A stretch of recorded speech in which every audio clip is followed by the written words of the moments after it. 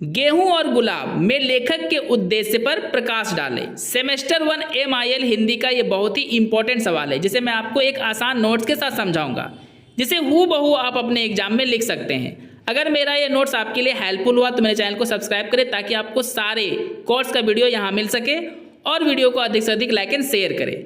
चलिए दोस्तों, आंसर को डिस्कस करते हैं।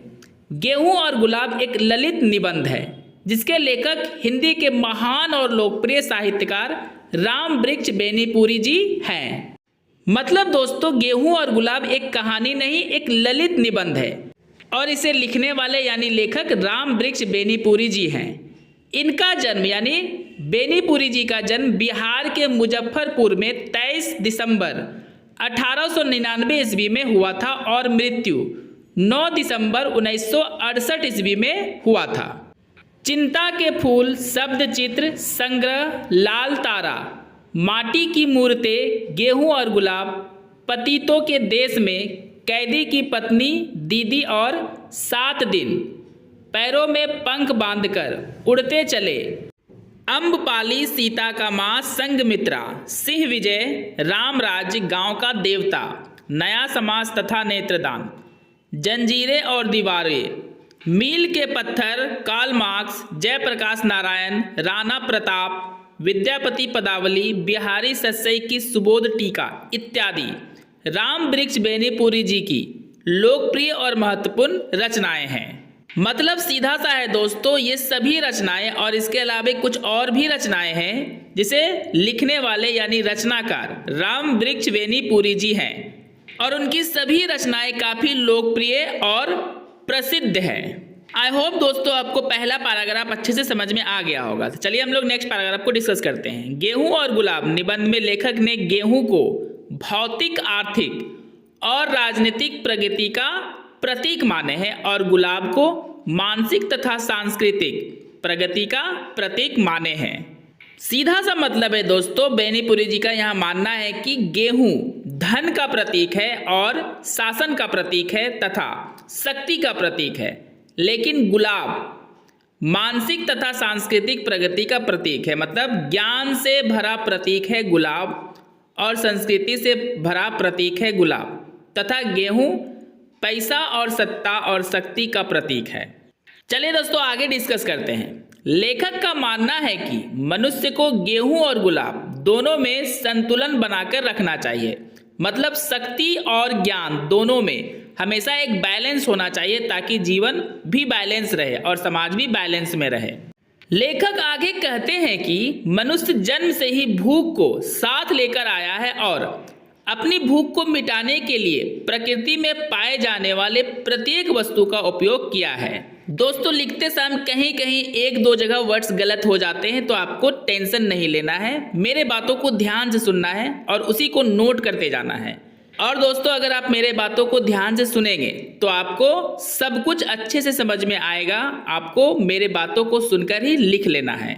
लेखक दोस्तों जन्म से भूखा मनुष्य को इसलिए मानते हैं क्योंकि मनुष्य जन्म लेते ही सबसे पहले अगर कोई काम करता है तो वो अपनी भूख मिटाने का काम करता है, और मनुष्य के भूख मिटाने की जो व्यवस्था होती है वो प्रकृति किसी न किसी रूप में हमें करके देती है। लेखक कहते हैं कि पुराने समय के लोग गेहूं और गुलाब में हमेशा संतुलन बनाकर चलते थे, जिसके कारण उनके जीवन में सुख और शांति होती थी।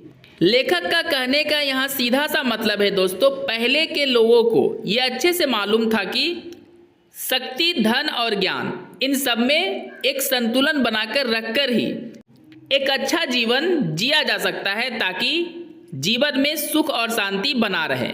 लेकिन यही बात आज के ज़माने के लोगों को नहीं मालूम है, और मालूम भी है तो लोग अनदेखा कर देते हैं, जिसके कारण आज के लोगों को बहुत सारी समस्याओं का सामना करना पड़ता है। लेखक यह भी कहते हैं कि जहां लोगों ने पशुओं को मारकर उनका मांस खाया, वहीं पशुओं के चमड़े से ढोल बनाकर उससे मनोरंजन भी किया। मतलब सीधा सा है दोस्तों, पहले के लोग अपने भूख के अलावे अपने मानसिक शांति के लिए भी कोई ना कोई व्यवस्था कर ही लेते थे। जिस प्रकार मांस खाने के बाद पशुओं के बचे चमड़े से ढोल बनाकर उससे मनोरंजन क्या करते थे, ताकि उन्हें मानसिक शांति मिले। प्राचीन काल में लोग भौतिक शांति के साथ साथ मानसिक प्रगति को भी काफ़ी महत्व दिया करते थे और यही कारण है दोस्तों कि पहले के लोग काफ़ी सुखी जीवन और लंबी आयु जिया करते थे। आई होप दोस्तों आपको अच्छे से समझ में आ रहा होगा। तो चलिए पैराग्राफ चेंज करके डिस्कस करते हैं। लेखक आगे कहते हैं कि लोग गेहूं खाते हैं और गुलाब सूंघते हैं। एक से मनुष्य का शरीर तृप्त होता है तो दूसरे से मनुष्य का मन तृप्त होता है। कहने का सीधा सा मतलब है दोस्तों, गेहूं से लोगों की पेट की भूख मरती है तो गुलाब के सुगंध से लोगों को मानसिक शांति मिलती है, जिससे लोग एक सुखी जीवन जीते हैं। मनुष्य प्राचीन समय से ही उपवास, व्रत और तपस्या करके गेहूं पर विजय प्राप्त करने की कोशिश की, क्योंकि गेहूं और गुलाब के संतुलन से ही एक मनुष्य सुखी जीवन जीता है। क्योंकि दोस्तों भूख पर विजय प्राप्त करने से ही हम लोग एक सुखी जीवन जी सकते हैं। अगर भूख पर नियंत्रण नहीं होगा तो हमारे मन में लालच आएगा और हम लोग वे सारे काम करते चले जाएंगे जिससे हमें मानसिक शांति नहीं मिलेगी। इसलिए दोस्तों यहाँ लेखक कहना चाहते हैं कि प्रत्येक मनुष्य को अपने भूख पर नियंत्रण करना चाहिए। भूख मतलब होता है दोस्तों लालच। वर्तमान समय में लेखक का मानना है कि गेहूं कठोर परिश्रम का प्रतीक बन गया है तो दूसरी तरफ गुलाब विलासिता का प्रतीक बन गया है। मतलब सीधा सा है दोस्तों, लेखक का मानना है कि वर्तमान समय में गेहूं और गुलाब दोनों का जो मतलब होता है वो बिल्कुल ही उल्टा हो गया है। आज गेहूं का मतलब केवल और केवल धन कमाना हो गया है और गुलाब का मतलब केवल और केवल मस्ती करना हो गया है, इंजॉय करना हो गया है।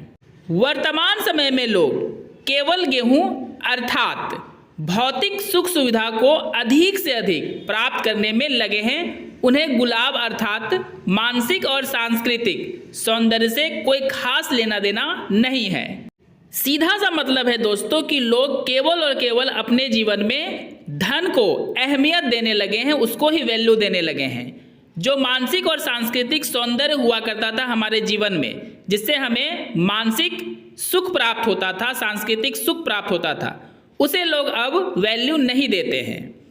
इसी कारण वर्तमान समय के लोग शांतिपूर्ण जीवन नहीं जी पा रहे हैं। दोस्तों मेरा ये नोट्स कैसा लगा कमेंट करके जरूर बताएं। अगर मेरा ये वीडियो आपके लिए हेल्पफुल हुआ है और आपको आपके कोर्स का सारा वीडियो चाहिए तो सब्सक्राइब करके जुड़ जाए मेरे चैनल के साथ और मेरे वीडियो को अधिक से अधिक लाइक एंड शेयर करें। दोस्तों आपको पैराग्राफ फिर से चेंज कर लेना है। संक्षेप में हम देखते हैं कि गेहूं की दुनिया अर्थात भौतिकता की स्थूल दुनिया नष्ट हो रही है। अब गुलाब की दुनिया अर्थात सांस्कृतिक और भावनात्मक दुनिया का आरंभ हो रहा है। इस युग में अर्थात वर्तमान युग में मानवता पर पड़ा हुआ गेहूं का मोटा आवरण हट जाएगा और मानव जीवन संगीतमय होकर संगीत, नृत्य एवं आनंद से मचल उठेगा। यह युग सांस्कृतिक का युग होगा। मतलब दोस्तों लेखक ऐसी कल्पना करते हैं कि ऐसा युग आएगा कि लोग सांस्कृतिक की दुनिया में खो जाएंगे और अपने जीवन को काफ़ी अच्छे और सुखपूर्वक जिएंगे।